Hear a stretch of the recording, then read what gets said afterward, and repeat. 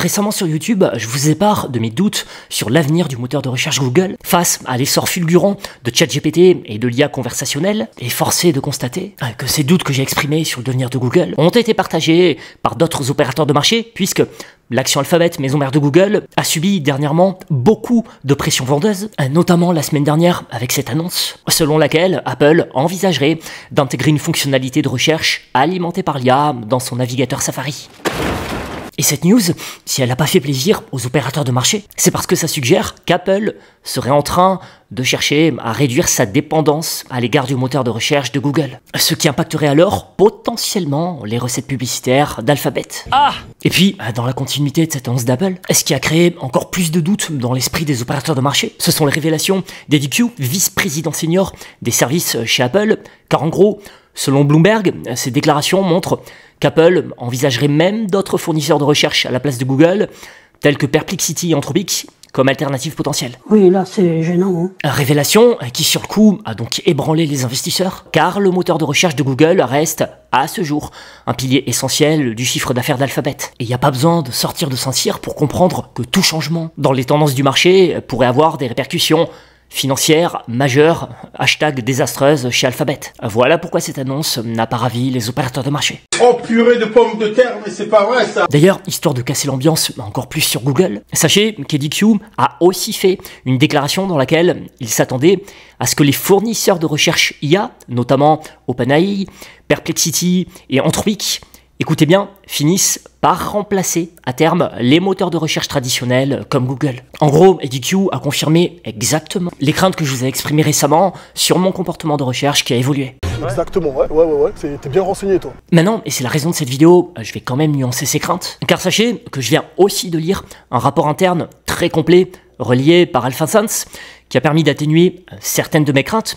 Concrètement, un ancien employé de Google explique comment la culture interne de prudence et la montée en puissance d'OpenAI entraînent un nouveau tournant dans la recherche de Google. Il y a des choses dans le rapport qui font peur, mais vous allez voir, il y a d'autres choses qui sont très positives. Malheureusement, j'ai pas pu obtenir le nom de ce fameux employé sur lequel est basé ce rapport, donc je vous invite quand même à traiter les informations qui vont suivre avec prudence, puisque même si la source semble crédible, l'absence de vérification directe appelle à garder un certain recul. Mais en tout cas, voici quelques points clés des propos de cet ancien employé de Google et a priori expert de ces sujets tech et d'IA. Premier point clé pour cet ancien employé de Google, et je partage totalement le point de vue, la plus grande menace actuelle de Google est sa propre culture interne, marquée par une lenteur dans la prise de décision, une prudence excessive et une certaine résistance à une logique de croissance. En gros, c'est souvent le problème des entreprises matures. Elles traînent un peu trop la patte lorsqu'il s'agit d'innover. Néanmoins, et c'est la bonne nouvelle, la pression concurrentielle, notamment d'OpenAI,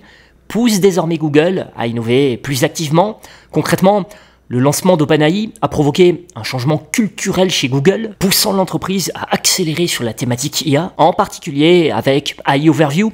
Et je lisais dans le rapport que cet ancien de Google pense que AI Overview a un potentiel de monétisation vraiment très intéressant. Avec sa base d'annonceurs massives, ses contenus créatifs et ses outils d'automatisation, Google pourrait adapter les publicités en temps réel à l'intention de l'utilisateur. Cela ne devrait pas impacter les résultats à court terme, mais sur 1-2 ans, écoutez bien, cela pourrait créer un moteur de monétisation puissant et propre à Google. Ça, c'est intéressant. Autre point du rapport à retenir, l'ancien de Google souligne également qu'OpenAI pourrait en théorie développer une activité publicitaire, mais que le véritable défi ici, c'est de bâtir un écosystème publicitaire performant et évolutif, et pas juste d'insérer des pubs. Google garde donc, selon lui, un avantage considérable avec son infrastructure, une demande massive d'annonceurs, des outils de ciblage affinés, une force de vente structurée et des décennies d'expertise. Ce qui représenterait selon lui beaucoup de boulot pour OpenAI s'il devait aussi construire un écosystème publicitaire. Car il devrait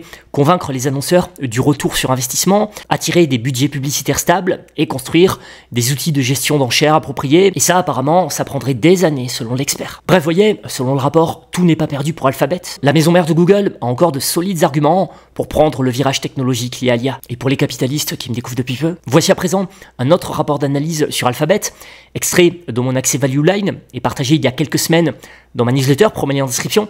Vous constaterez que le rapport Value Line a une opinion acheteuse sur Google. Le rapport estime qu'à 18 mois, l'action peut osciller entre 129 et 259 $, ce qui veut dire encore de la pression baissière possible. En revanche, sur 3 à 5 ans, le rapport Value Line fixe un target price sur Alphabet compris entre 270 et 330 $.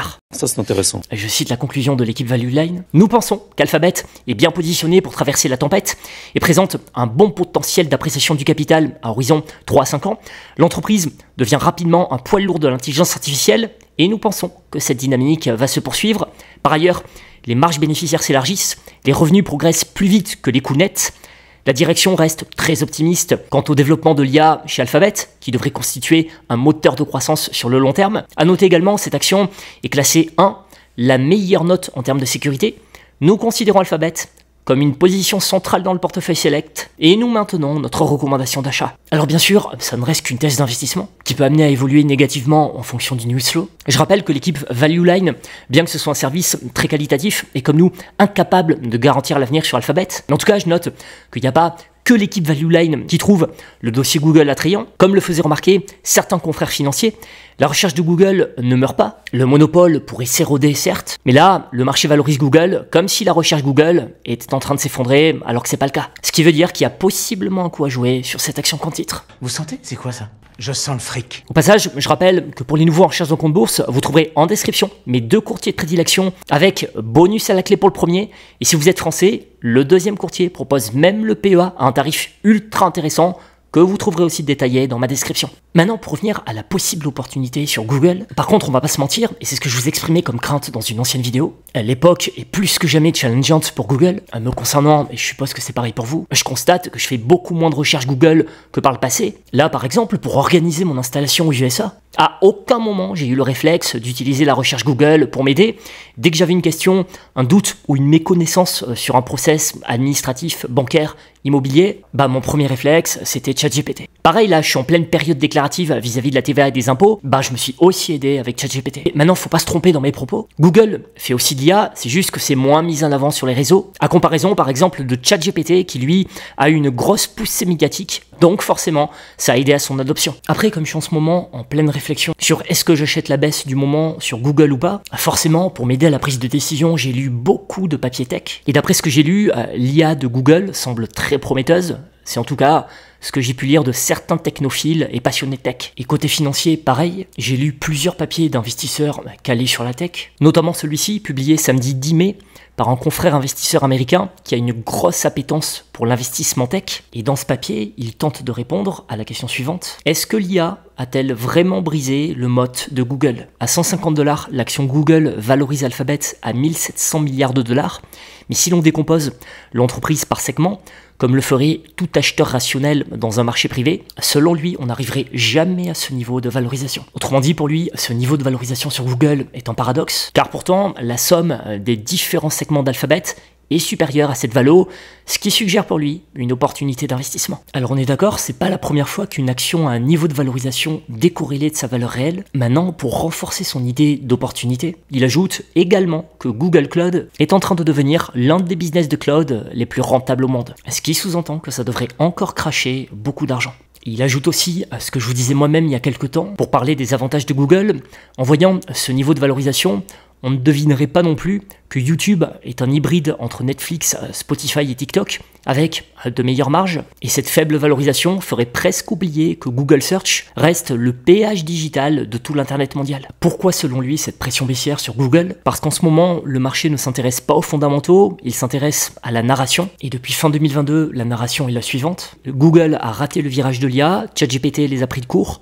OpenAI et l'avenir, Gemini est moyen, Google est à la traîne, patati et patata. Maintenant, c'est le raisonnement que mon confrère a amené. Si on regarde cette pression baissière de près, cette thèse de disruption de Google repose entièrement sur une perception, car quand on regarde de plus près, la base de revenus, les marges, les parts de marché, le rythme d'innovation, il devient clair qu'on n'a pas affaire à une entreprise en train d'être disruptée, on a affaire selon lui à une entreprise sous-évaluée. Commençons par la partie cloud. Cette division génère aujourd'hui un chiffre d'affaires annualisé de 50 milliards de dollars, avec une croissance de près de 25% et des marges qui continuent de s'améliorer.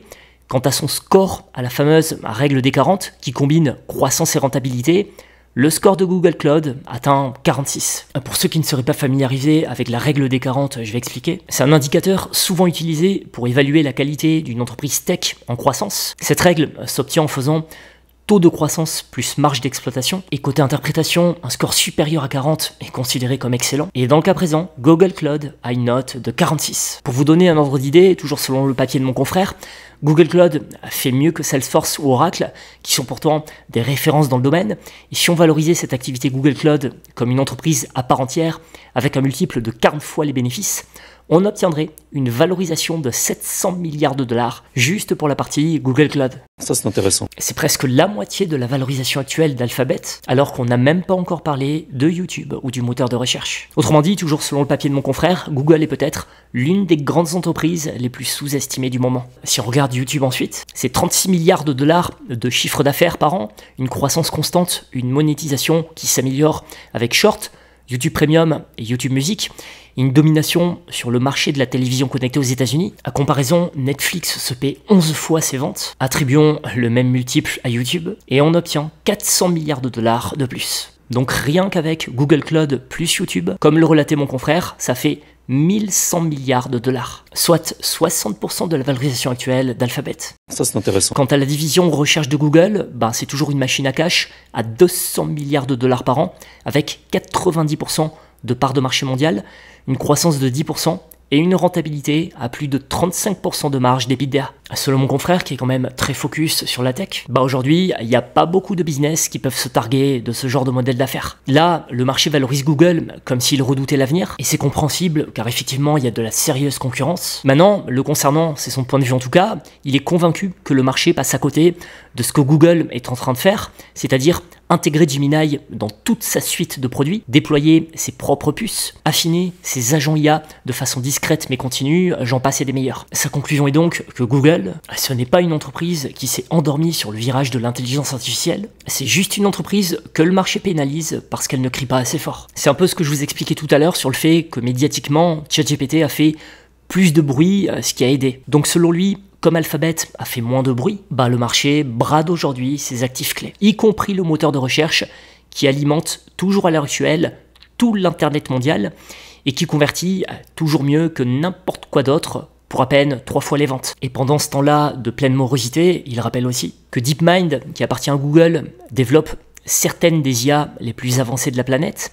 Waymo, aussi propriété de Google, est toujours la seule plateforme autonome avec une vraie présence dans des villes américaines. L'entreprise Alphabet s'intègre aussi verticalement, et tout ça avec une puissance financière qui est immense. Mais rien de cela n'est valorisé à l'heure actuelle, parce que les investisseurs modélisent la peur, ils réagissent à l'ambiance du moment dans les salles de marché. Maintenant, et c'est son mot de la fin, pour ceux qui restent disciplinés, ceux qui savent que les meilleurs points d'entrée arrivent souvent entouré de scepticisme, c'est exactement le genre de décrochage qu'on devrait attendre. Un jour, l'histoire rattrapera les fondamentaux, mais ce jour-là, le prix aura déjà changé. Donc en gros, à ces risques, la pression baissière du moment est assimilée pour lui à une opportunité de moyen long terme. Après, comme d'hab, ça ne reste qu'une thèse d'investissement. Donc n'hésitez pas à partager votre point de vue sur Alphabet.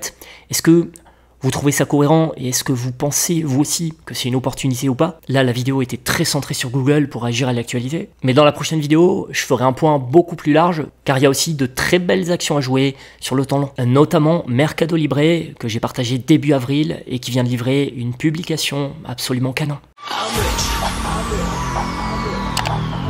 I'm rich.